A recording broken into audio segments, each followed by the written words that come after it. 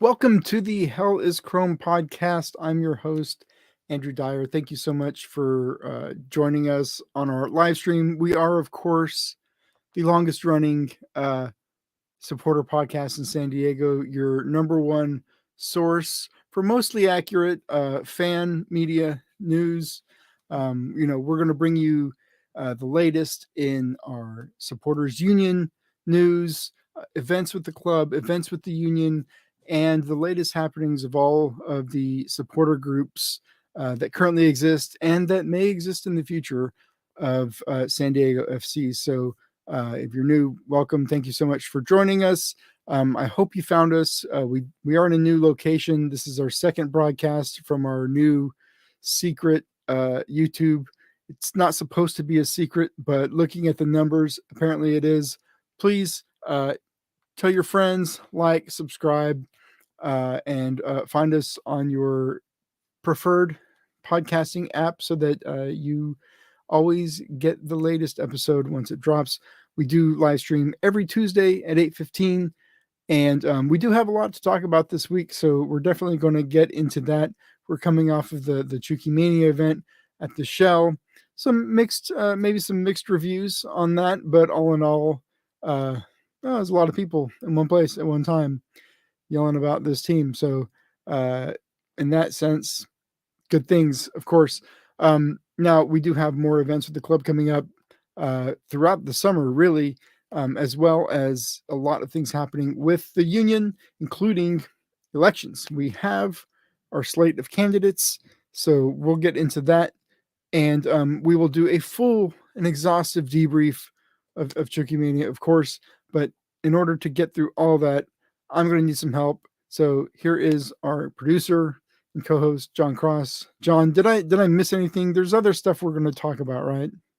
I think you covered most of it pretty well. I did want to add that for our numbers and our viewing, our numbers were actually up a little bit for last show, our total numbers. So there are people who are finding us. Maybe we're getting a little bit of some new members and a new audience with our broader focus on the union and not just on the locals. That's good to know. When I say looking at the numbers, that's a joke. I didn't actually look at the numbers, but hey, if I had, it wouldn't have been such a very good joke. So I'm glad I didn't.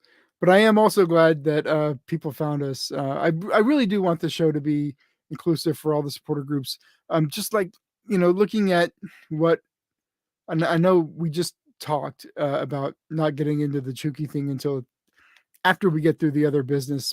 So we'll put a pin in this, but All right. looking at the numbers of folks that were at the Shell and the amount of energy and enthusiasm, I think that this union and the supporter section is going to grow by leaps and bounds. And the people that want to be part of it, they need a place to go to find out what's going on. They need to go a place to go to find out like what is the supporters thing anyway. Like what's expected of me? Like am I welcome there?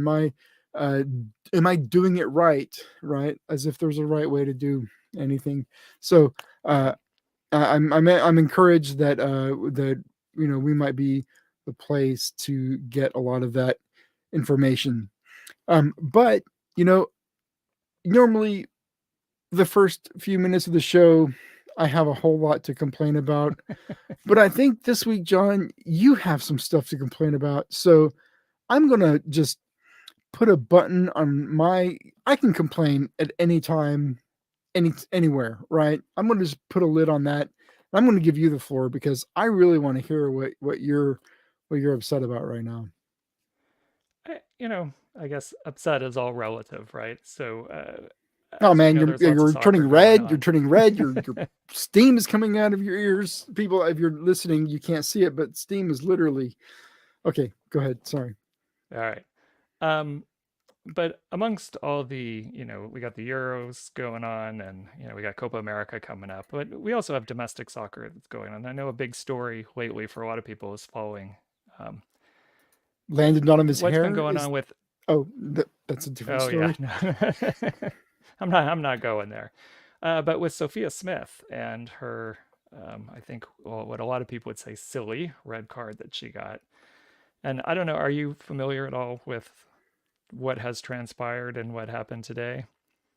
Or are you No, out of the loop I've on this? been, John, I have a job and I have to work sometimes, and I have not been able to, I unplugged most of the weekend.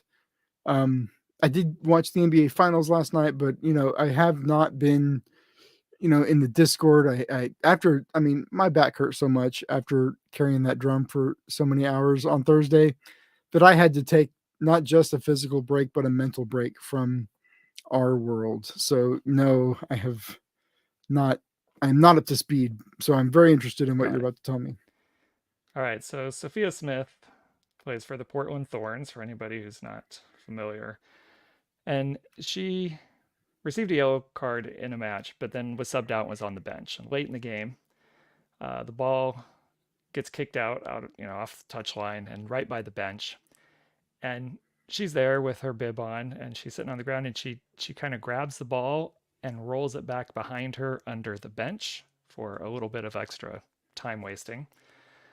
Got a second yellow, which then gave her red, sitting on the bench. And there were a lot of comments just about It's a how card. how dumb how dumb that was. Like That's a just, card.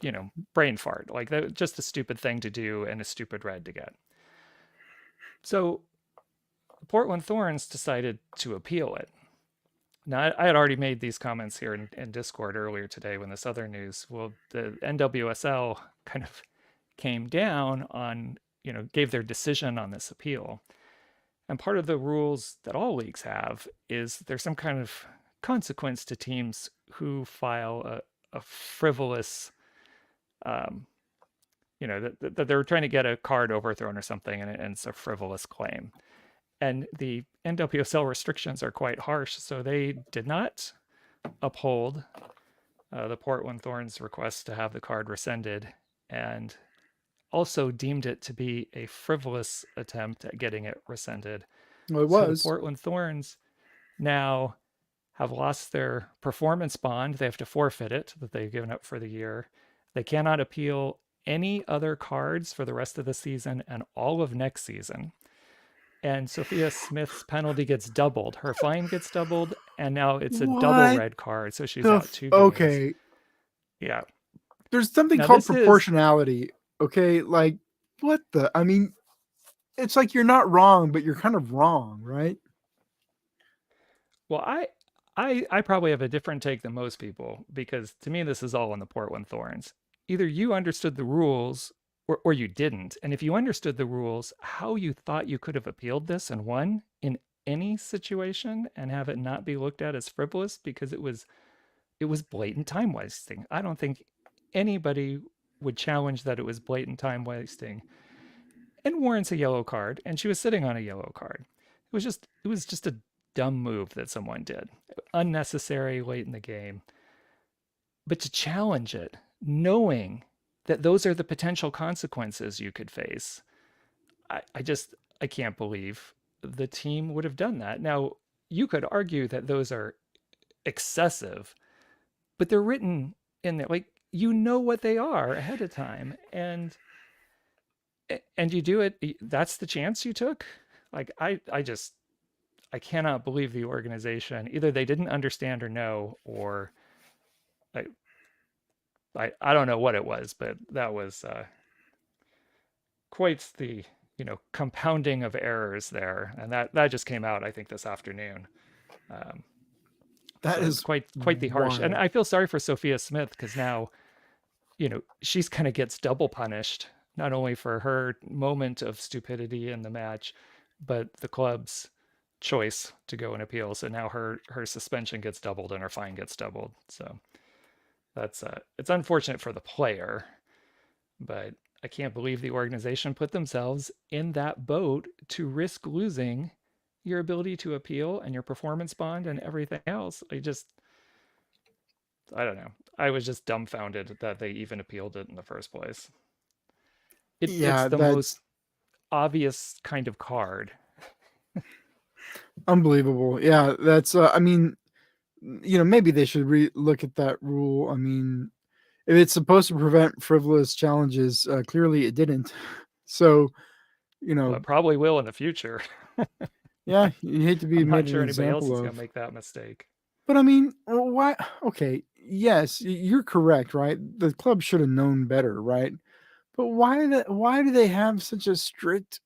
I mean, I mean, so in the only thing that I can compare it to is the challenges Because in the otherwise, people NBA. would challenge every card all the time. They would just So challenge every card to see if they could get away with it. so in the NBA, right? You get a challenge, right? A coach's challenge on different things, and if you win the challenge, you get to keep another challenge for later in the game, and if you lose, you don't get the second challenge, right? But it's game to game. You don't have to like give up your right to challenge for the rest of the season. Like that is absolutely insane. That is an insanely stupid rule.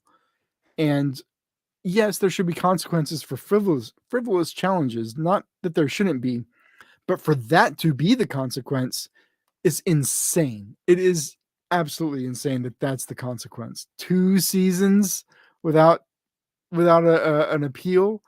Like, come on. You know your refs are freaking like come on. You know your refs. You know what you got up there on the field. You're really going to 2 seasons? It's But that excessive. It's on the that would club, but it still might it's be like excessive. that. That's a separate argument. Clearly, that's you can argue whether that's excessive or not. Yeah, But you knew going in, and you were challenging something. I can't see how you had any hope that that would be overturned. It was blatant time wasting. She hid the ball.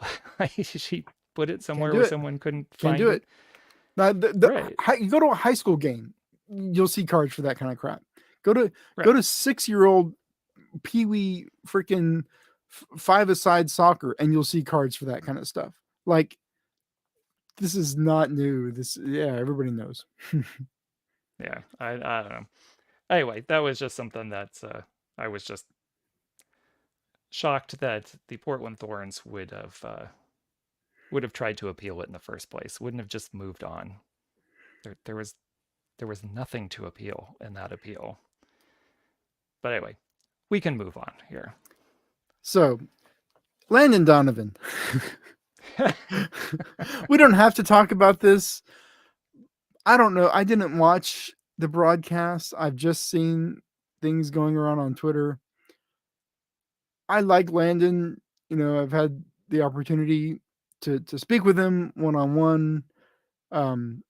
He's a very down to earth, easygoing person for a superstar, right? Like people have strong feelings about him, good or bad, whatever.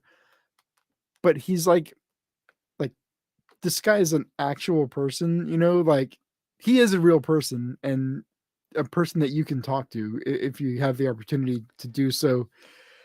So I I'm usually one of those people that likes to laugh at public figures when they embarrass themselves, publicly because it is funny.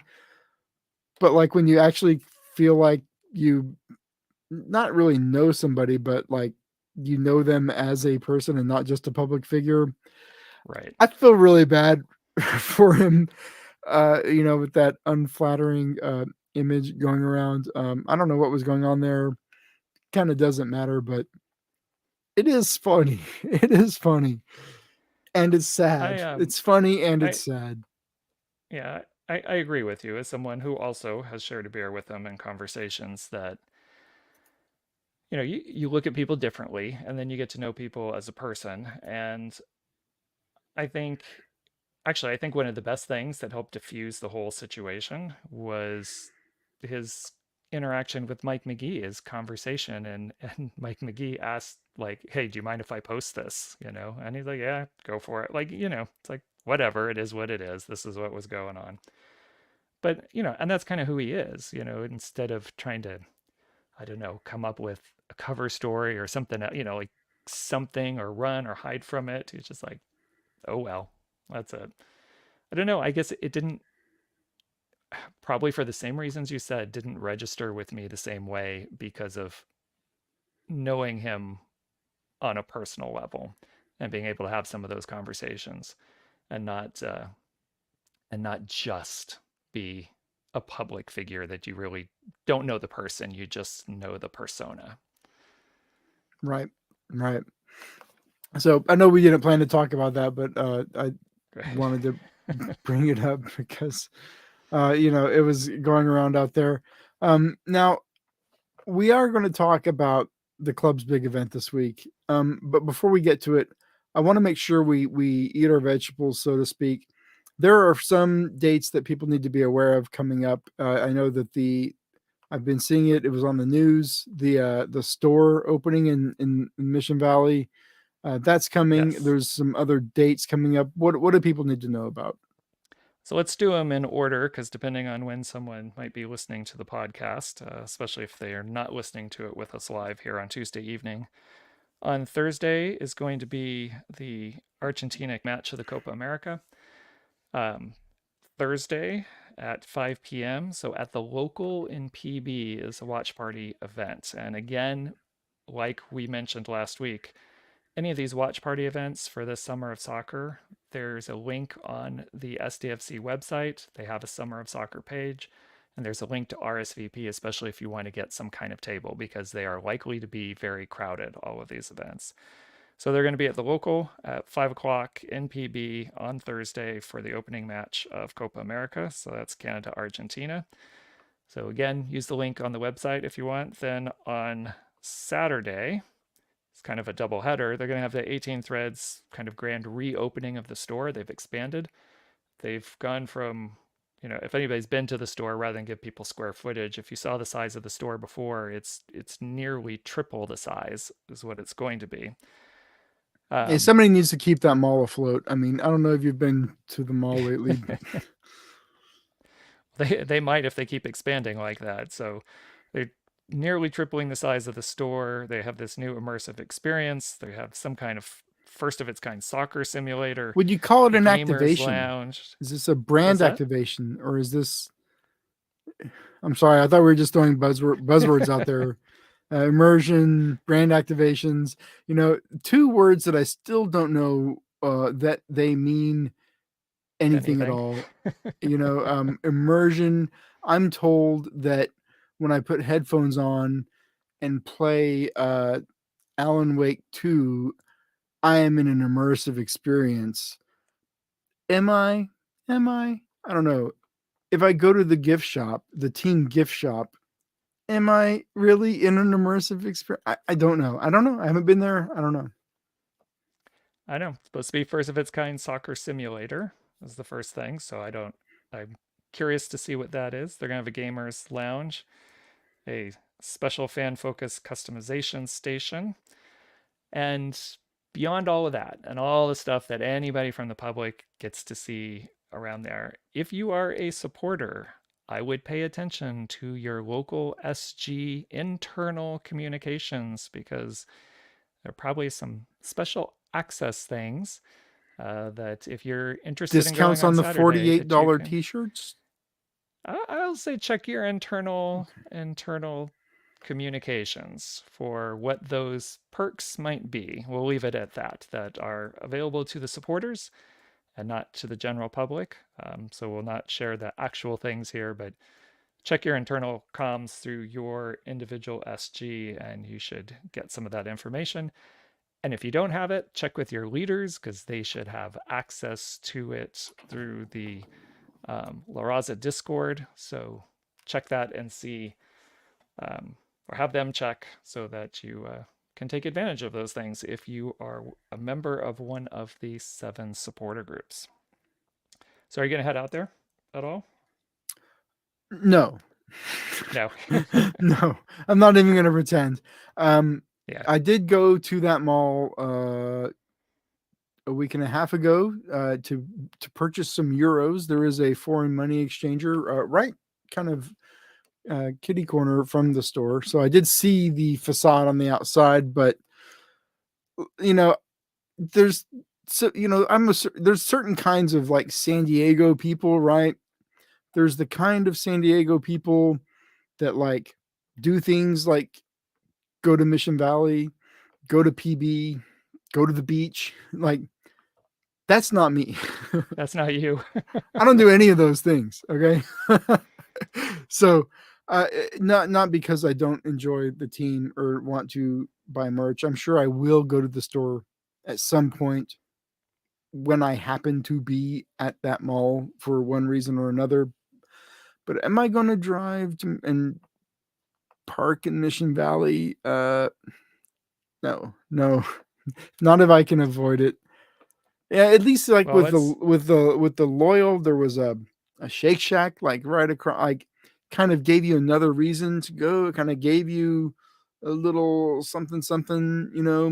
I'm not getting Shake Shack vibes from the hat store kiosk right outside there. Although they do have the best Padres hats. well, they do have, which I know it's not your favorite beer place, but they do have Novo there right outside the store. And part of this kind of double event is not only the grand reopening of the store on Saturday at 3 o'clock, but at 6 o'clock is the Mexico Jamaica match, which is going to be their watch party at Novo. So, again, if you'd like to reserve a table because it's likely to be very crowded, not only is it Mexico playing, but in conjunction with this event at 18 Threads, you probably want to make sure you get your table and get it RSVP'd. So if you're interested, if you're a Mexico supporter and you want to get out there and watch the match there at Novo and check out the store, and you're an SG member and you want to take advantage of those perks, you might want to make some plans for Saturday to head on out there and spend a few hours at Mission Valley Mall. But You again, know, that's going to be at Novo in Mission Valley at 6 o'clock for the Mexico Jamaica game. I would say even if you're not a Mexico supporter, um, so during the World Cup, I made it a point. My whole family, we went out to watch. We wanted to go to a Mexico watch party. We went to one in Chula Vista at Three Punks, and I went to the a U.S. watch party, and I went to the Mexico watch party. I'm a U.S. supporter. I'm not like I don't paint my face, but I'll tell you what, the Mexico watch party was like 100 times more fun.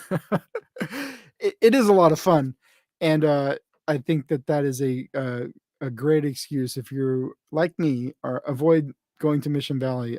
That is something that may be worthwhile. That could draw you in. Yeah, Now, I have too. I've been to Three Punks for a Mexico match as well, and it's a blast. So yeah, even if you are not a fan of the Mexican national team, which I know we have kind of I mean, I shouldn't say we have a lot of mixed group within the thing of US and Mexico supporters, which we do, but we have a whole variety of other nations that people support. So it's mhm, not like it's just the two of those. But if you've never been to a big watch party for a Mexican national team game, you should check it out at it's least once. fun. It is I'm quite an event. I'm not Yeah. a fan of the Mexican national team, but I am a fan of Mexican national team supporters. Yeah. Yeah, They are my it is a lot of friends, fun. and it is a lot of fun. Yes. Yeah. So then our final event, kind of in the summer of soccer's, is the USA Bolivia match, which will take place the next day on Sunday. That is going to be at the Hills Pub in La Mesa, and the time for that event is 3 o'clock. The Hills Pub, if you've never been, is not terribly large. So again, like if it gets crowded, you want to and you want a table, make sure you RSVP. So go to the club website and do that. And check it out. And again, if you've never been to a US watch party as well as any of these things, any of these big watch parties for a big tournament game are always a lot of fun. And just even as an aside, I know we're talking La Raza and I know we're talking SDFC, but we have the Euros going on. And if you haven't been to go check out at Shakespeare's or some other place, some of these European matches with some expats from those countries that are playing, I mean, it's always a blast during tournament time to get together with very passionate fans of any particular team. So if you got the time and you haven't had a chance to get out there, you should attend some watch parties. There are a ton of them going on this summer, and I mean, we all ought to be in heaven this summer with all the soccer that's going on, both Absolutely. live locally and on television.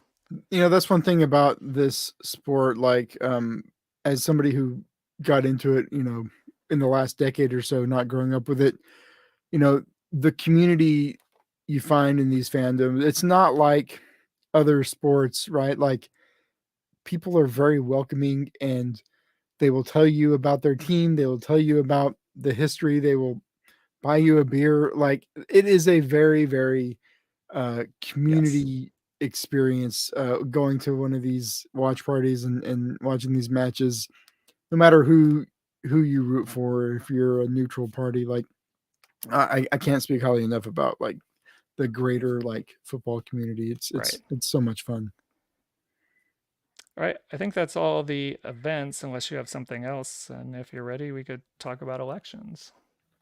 Yeah, so I'm very interested because I know that a certain supporter group had a similar circumstance, perhaps late last year, but there are four positions and there are four candidates for four positions. Tell me more.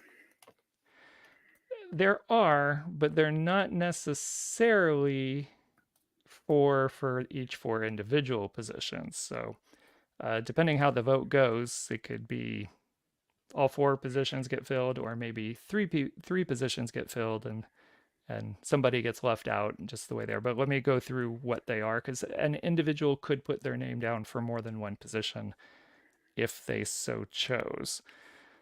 So when the elections happen next week, it'll be done by the supporter group council. Each SG will get one vote. They'll do voting for president first, and then once that's done, then they'll do vice president, and they'll kind of work their way down through the list, one office position at a time. So for president, there are two candidates. I am one of them. I put the name in. So for those who may be listening who aren't a local and don't know, I am a member of the locals. Vote for And then John. Miguel Barajas from Oh, I like Chavos Miguel has too. also put his name in for president. Miguel would be a very good president. So Miguel and I are both have our names in for that position.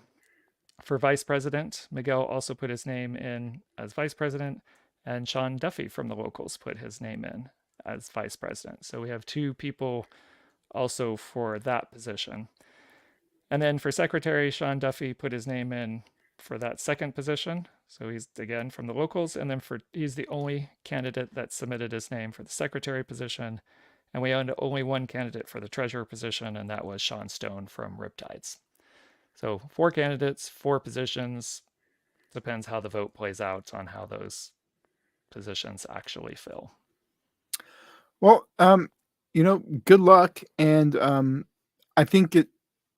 I'm glad that the job description was so detailed. I think that probably scared a lot of people off from maybe jumping in because of how much work is involved. So I feel like that was a wise decision on the part of the Alliance Council to make sure that everybody understood like what was going to be expected of them in these jobs because you know hey I'm into the union. I want to do stuff like until I read until I read what exactly I would be expected to do, and then it's like what, maybe I'll do something else. Maybe I'll just hold off a little bit. um but I do want to let people know because um there is okay, because this is only the supporter group reps voting on this and it's one vote per group. I'm going to tell you Right. right now that is not fair, and everybody recognizes that that is not fair. And so this is something that we talked a lot about behind the scenes. I am in that limited Discord, and this was a conversation a couple weeks ago where it kind of came up like these positions should be voted upon by the broader union membership. The problem is right now we're in such early stages of the union, like there just is no procedure to do that, right? We have to Right. get people in these jobs, and then they are going to staff committees that are going to write the rules that will allow that to happen at a future date. Exactly. So this was something that you know how I am. I mean, I kind of raised a little What? bit of a stink about democracy and the spirit of whatever. You know how I get, and so yeah, eventually, it was the Alliance Council did decide to make these positions only until the end of the year, at which point there will be. Uh, I think the idea is that at that time there will be union-wide elections. Now, There exactly there will be some kind of elections, some yes. kind, right? Right. What it looks like is up to these committees that I mentioned, right? Like we don't have bylaws, we don't have governance, Exactly. we don't know what the organizational structure is even going to look like right now. So once that's determined, there will be a more democratic process to elect leaders. So if anybody is like hearing this and they're like, "Oh, that sounds a little bit like," yeah, you're right, it does sound a little bit, and that's why we're trying to minimize all of that. But some stuff just isn't avoidable at this stage. We don't have an organization right now. It's just a group of people.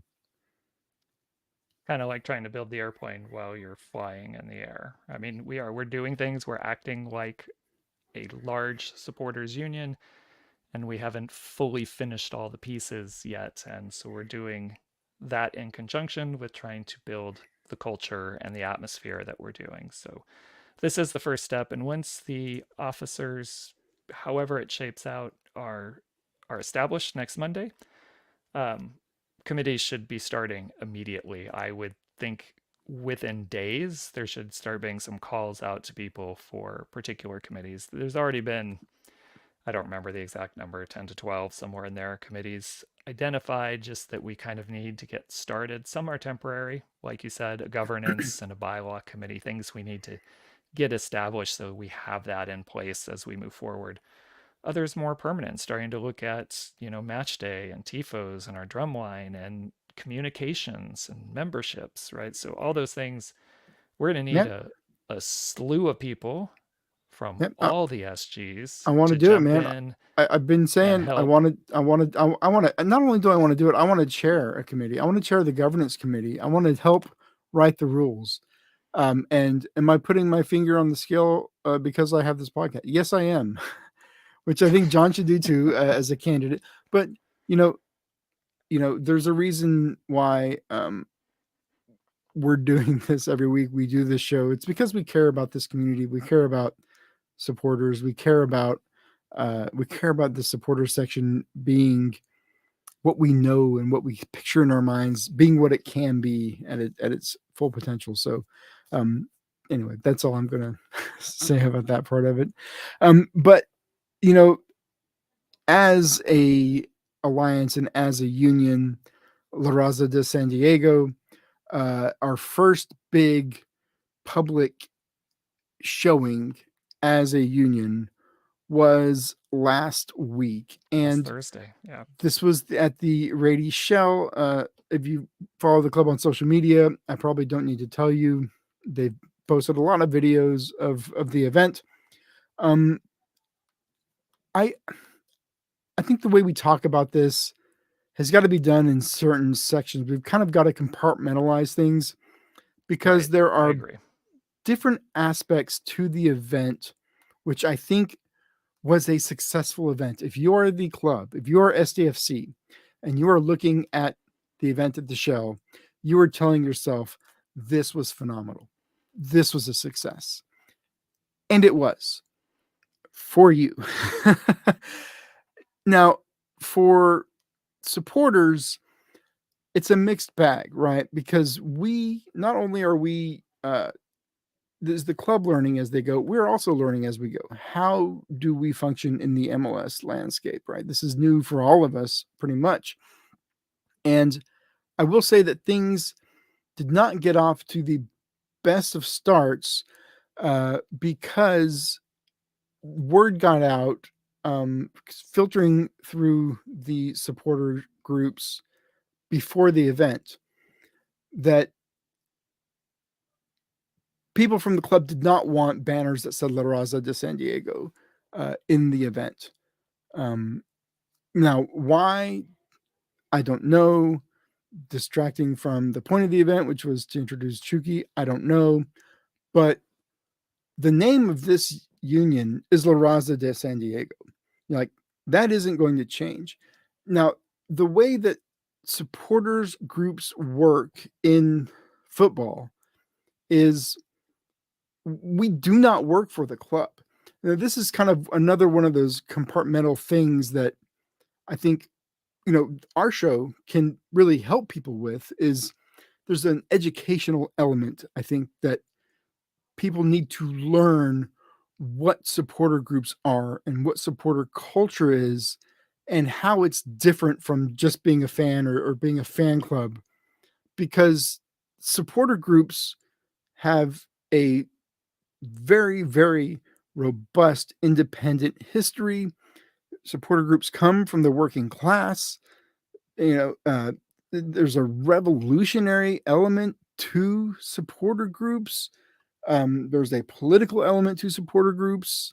For good and for bad, there are fascist supporter groups out there, right? I'm not saying there isn't, but overall, I think there is a more revolutionary, general kind of political culture amongst supporters.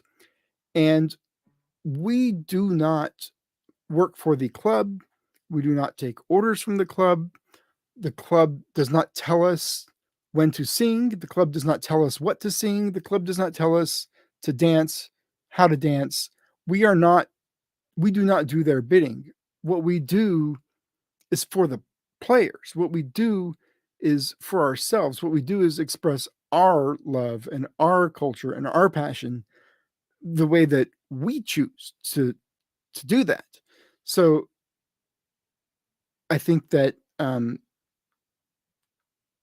drawing a line on the name of your supporter union at the first big public event, I don't know where that came from. I think that was a big miss. Um, I'll just say, this is the name of the supporter union. It's La Raza de San Diego. That is who is going to be supporting your club. If you are the club, this is who your supporters are. This is who your fan base is. Acting like, or telling them that they cannot be who they are, or they cannot tell people who they are, is, I mean, it is insulting. It is so insulting. And for the club to think that, oh, all of the supporters are just going to be thankful for the opportunity to come and watch a concert, instead of drumming and singing, which is what we all wanted to do. It just shows that disconnect, I think, between that corporate club perspective and that kind of more grassroots supporter collective. And I think that is where, that's certainly where a lot of my frustration came from, I think, with Thursday, which I want to say that it was a successful event. Like, this was a good event. This was a fun event.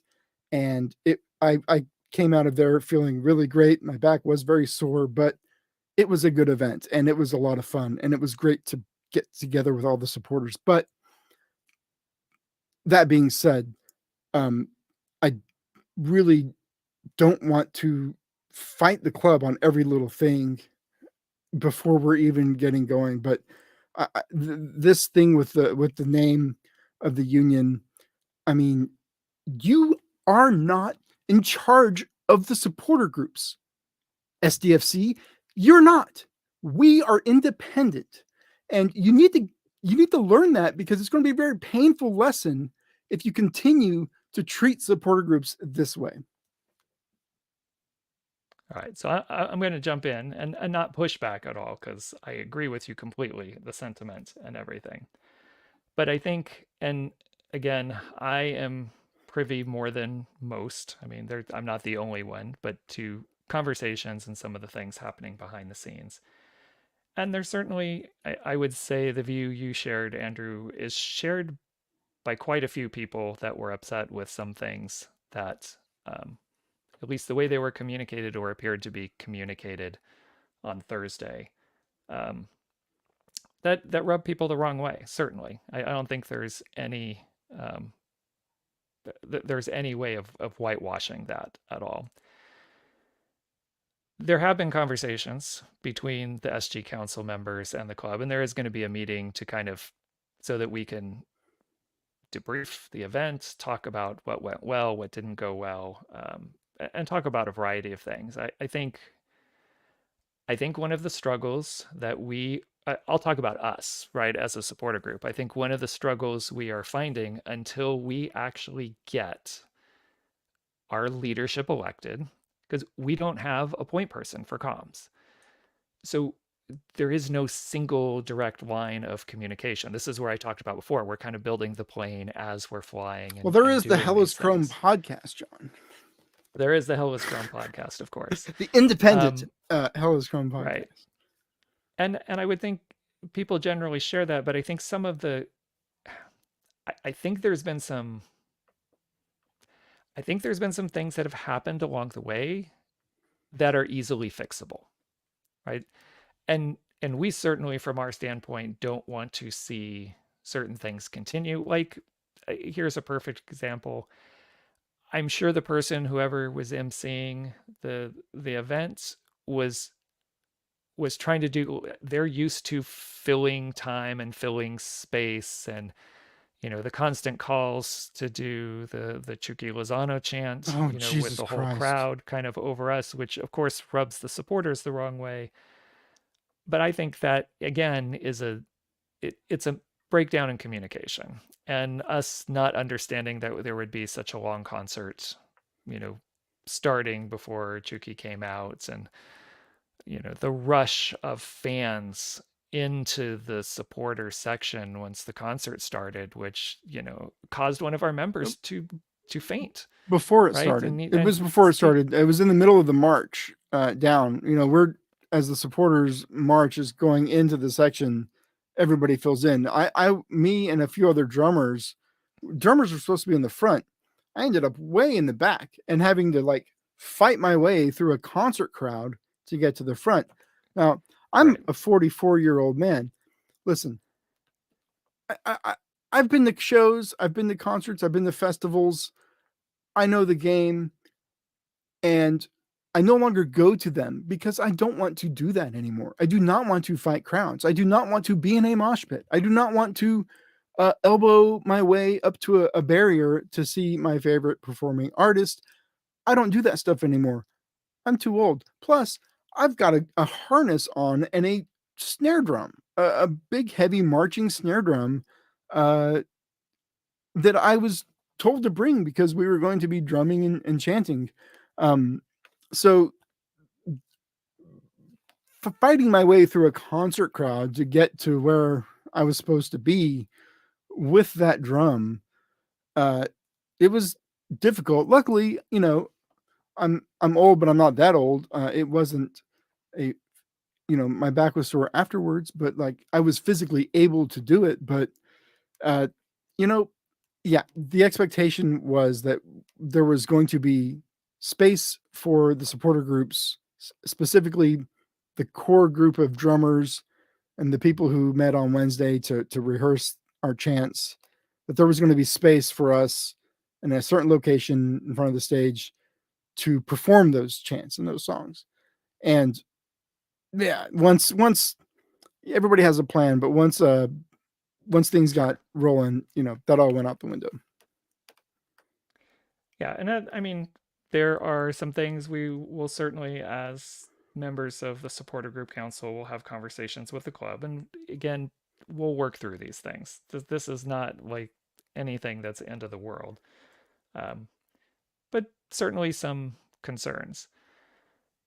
But I want to go back to the beginning, like before it all started, maybe after the basketball court, once we got inside and by the chrome ball.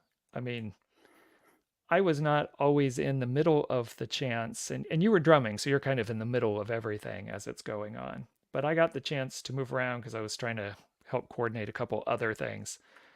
And I was able to get up the stairs and be up there on the railing. And I don't know how much you got a chance to look there, but there were always constantly people up there fighting for position with cameras and everything else to film. And if you were up on that railing looking down on the supporters as they're chanting out by the chrome ball, and that whole space is filled, it was an awesome sight. And I know a lot of us even within the SG Council have talked, it was fun. It was nice to be back doing some of the things we enjoy doing, learning and singing some of the chants that people have spent a long time putting together.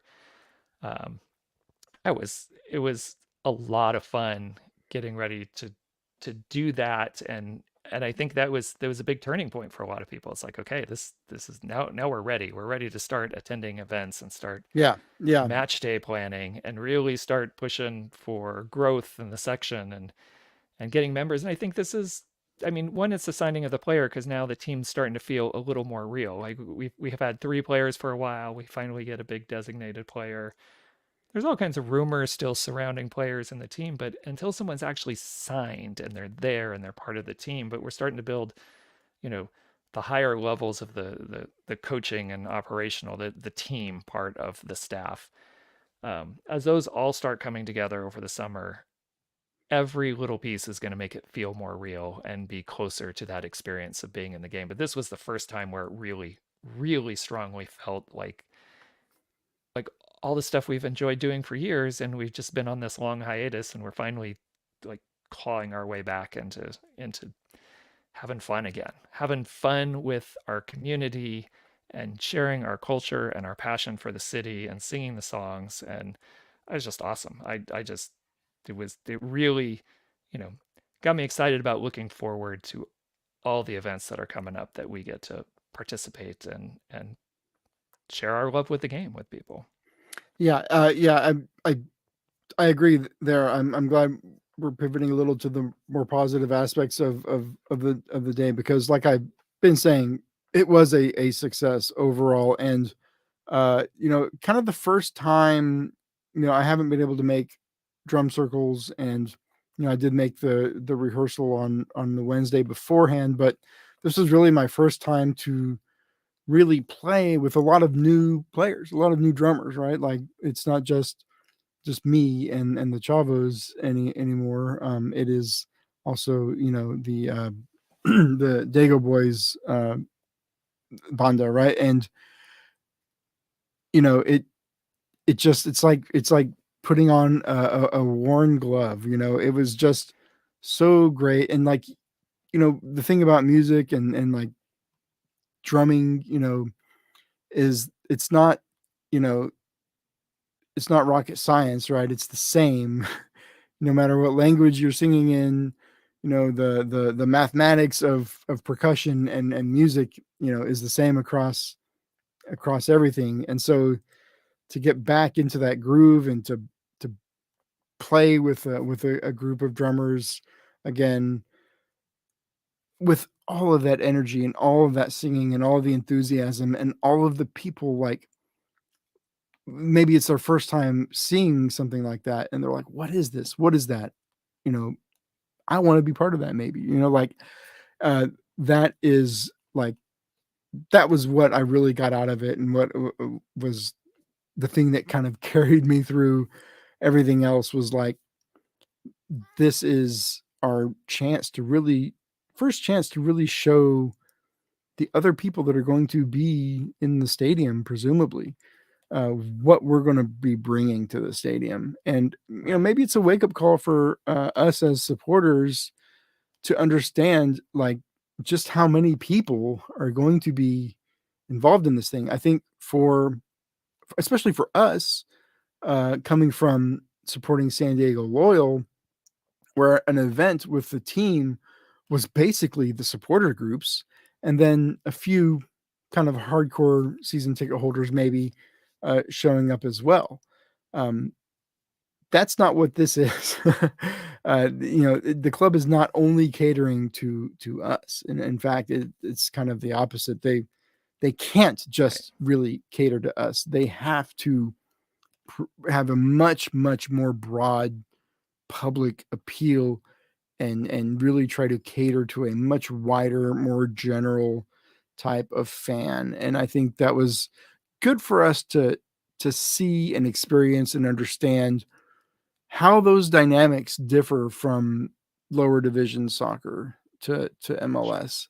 It's something that you know the leadership of the groups and the leadership of La Raza need to lessons they need to take to heart, and understand moving forward with the decisions that are to be made. And you know do we even continue to participate in every club event like this, right, where you know is it really an opportunity for supporters to come together and do something, or is this like an opportunity for the club to fly a drone over the supporters and pump video out to social media, right? Like, which purpose are we serving here?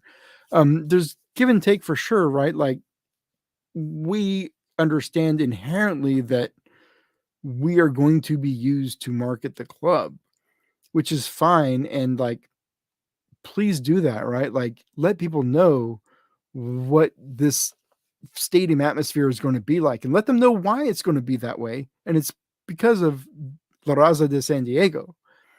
Um, but the little things that need to be hammered out, the MC dictating chants, you know, that is not something that we're going to want to experience in the stadium. We are not going to want to experience music being piped through the PA system. We do not want to experience a a a person getting on the mic and going defense, boom, boom, like we do not want that, right? Like we are that. We bring the sound, we bring the noise. It is not top down. Want that? Go to the Padres game. They will tell you exactly when to say, let's go Padres, clap, clap, clap, clap, clap. They'll tell you exactly when to do that because they do it over the loudspeaker. And you follow the team in that way. But this is a different sport. This is a different, that's not what we do. So that part of it needs to get, I think, hammered out again because they're catering to a more general audience. Like we can't just expect them to follow all of the little cultural kind of gripes and foibles of supporters. There's like 20 of us that are mad that this guy is doing Seven Nation Army. And then there's like 7,000 people that are really getting a kick out of it. So like, Right. Some perspective is probably necessary, but this is that other part where the education needs to come in. Like this fan base needs to be educated as to what supporter groups are, what supporting a team is like, and like what is kind of your role in supporting the team. Like understand that this is an organic grassroots kind of movement and sort of this alive living fandom that does not adhere to the whims and the desires of the club, but we literally march to our own beat. We bring our own drums to the matches because we provide that, and that's what we get out of this. And the more people learn and understand that, the more people are going to be, I think, attracted to come into the section and be a part of that. Because I when I was like a younger person, I joined the Cowboys True Blue fan club, right? The Dallas Cowboys fan club. It's from the club, it's from the team. Jerry Jones runs the damn thing. And you pay the club and you get a sticker, you get a decal, you get a little pin. And hey, I'm a member of the Dallas Cowboys fan club. Whoop de freaking do. Like it means nothing, right? That is not what this is. Being part of the Raza, we are all part of the Raza, but to be in the supporter section, to join one of these supporter groups, you are not just signing a check and giving it to the club and getting a sticker and a swag bag. Like you're joining a community of people who are going to become your friends.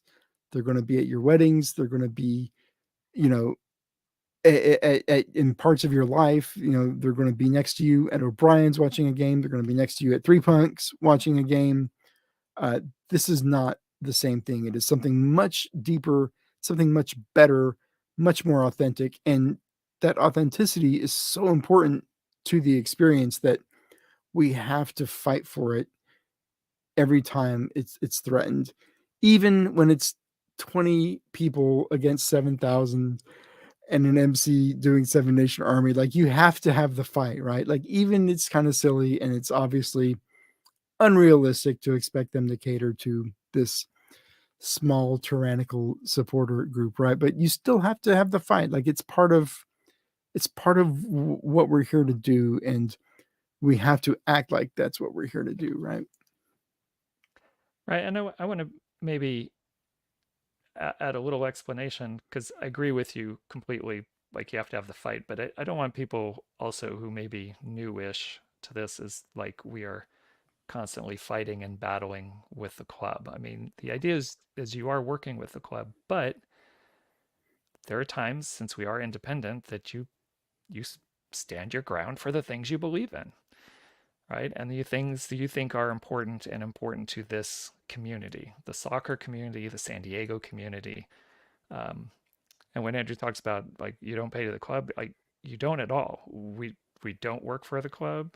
When you pay your dues, it comes to us as a nonprofit organization, and everything goes back into what we try to do for match days and tifos and to create the best game experience possible that also really represents our community. So it is about San Diego and San Diego culture and bringing that in as much as possible to everything we do in that section. We're just doing it in a stadium environment as we support our local soccer team. Yeah, and if I, I go on these tangents, but again, I do want to come back and say this was a successful event. I know it sounds like I'm Yes. complaining a lot, but I had a blast. It was phenomenal, and it was inspiring, and it was reaffirming. It can be difficult doing supporter group politics and organizing behind the scenes when there's no soccer and there's no players and there's no nothing. But to actually get out there and do the thing in whatever limited way we were able to do it was inspiring and reinvigorating, and I can't wait to do it again. And um, Right. every one of these just brings our union La Raza together more firmly, and it's all positives, right? Just we have a few notes, I guess, is what I would say about the. Few notes. That's a good way to put it. Yeah, Yes. I've got some notes. I made some notes. I made some tweaks. Made some handwritten stuff in the margins there. You know, just listen. I have no official capacity. I'm not on the Alliance Council. I'm not running for these positions. The club does not listen to me. I do not speak for anybody but myself and the independent Hellas Chrome podcast. Half of the independent Hellas Chrome podcast, at least. All right. I think that's it. I think that's all we got here for tonight's show, unless you have Okay. anything else. No, that was everything. What is the next? What is the next activation or immersive experience people need to know about, John?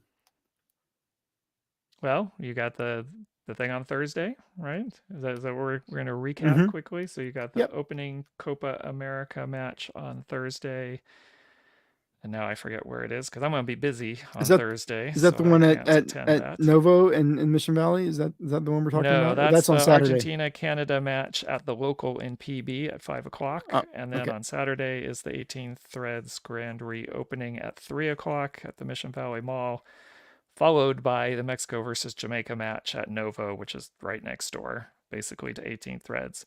That'll be at 6 o'clock, and USA Bolivia on Sunday, 3 o'clock at the Hills Pub in La Mesa. So you got 3 bites at the apple before our next show, and next Tuesday we'll be back 8:15 live streaming, and then available the next day on your podcasting apps. So like and subscribe, and next week we'll let you know what the next batch of events are. Like I said, and like I've been saying, this is a summer jam packed with stuff to do. The club is really going to be getting out there. It's all uphill from here. Like there are going to be more and more opportunities and events for you to come out and get a taste of this, experience supporter culture. And if you want to be part of it, come and meet some people, come and learn about the different supporter groups. We're all the same, but we're all different, right? We all do the same thing. We all want the same thing. We enjoy doing the same things together, but we're all a little different. So come in and talk to folks, figure out where you might fit in if you want to be a part of it. It is a lot of fun. So until next week, thank you so much. We'll see you then. All right. Good night, everyone. Bye.